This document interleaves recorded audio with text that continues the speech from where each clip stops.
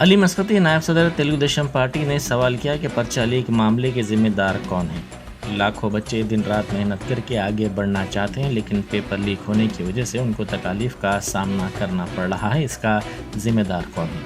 हुकूमत को चाहिए कि इस वाक़े में मुलविस अफराद को मुअत्तल करने के बजाय उनके खिलाफ PD एक्ट लगाया जाए।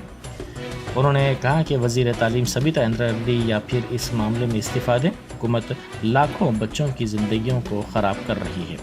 उन्होंने कहा कि तश्कील तेलंगाना के मौके पर तमाम को मुलाजिमतों की फरहमी की उम्मीद थी, लेकिन आज तेलंगाना में मुलाजिमतों की कमी की वजह से एक तरफ लोग परेशान हैं तो दूसरी तरफ पेपर लीक मामले सामने आ रहे हैं, जिससे मासूम बच्चों की ज़िंदगियाँ ख़राब हो रही हैं। अस्सलाम वालेकुम रहमतुल्लाहि व बरकातुहू।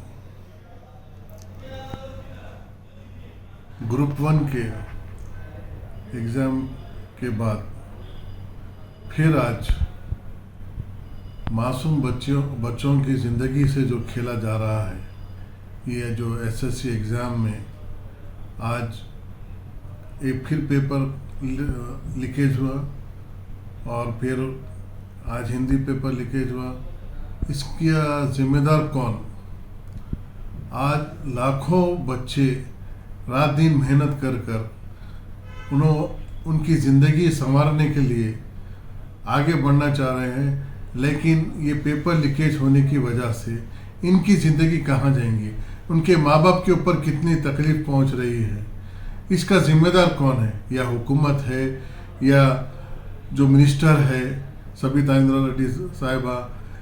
उनको चाहिए कि अगर से उन्होंने जिम्मेदारी अपनी कबूल करे और जो भी इसमें इन्वॉल्वमेंट है उनको खाली सस्पेंड करने से नहीं होगा, उनके ऊपर PD एक्ट डालिए और ये अपनी जिम्मेदारी आप कबूल कर आप रिज़ाइन दे दीजिए। मैं डिमांड करता हूँ TDP की तरफ से कि ऐसे हालात जो ग्रुप 1 में हुए थे आपको समझना चाहिए था। आज ये लाखों बच्चों की ज़िंदगी ख़राब करना चाह रहे हैं।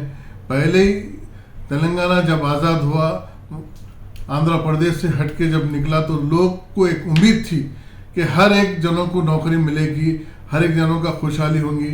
लेकिन आज तेलंगाना में जो परेशानी आ रही है, ना जॉब मिल रहे हैं, लोग परेशान हैं और उस हालात में ये मासूम बच्चों के साथ जो हालात हो रहे हैं, उनकी ज़िंदगी ख़राब हो रही है। इसका ज़िम्मेदार कौन है? आप लोग भी समझते हैं। मैं TDP की तरफ से डिमांड करता हूं कि इसका CBI के जरिए इसकी इंक्वायरी हो और जो भी इसमें इन्वॉल्वमेंट है उनके ऊपर कार्रवाई की जाए। शुक्रिया।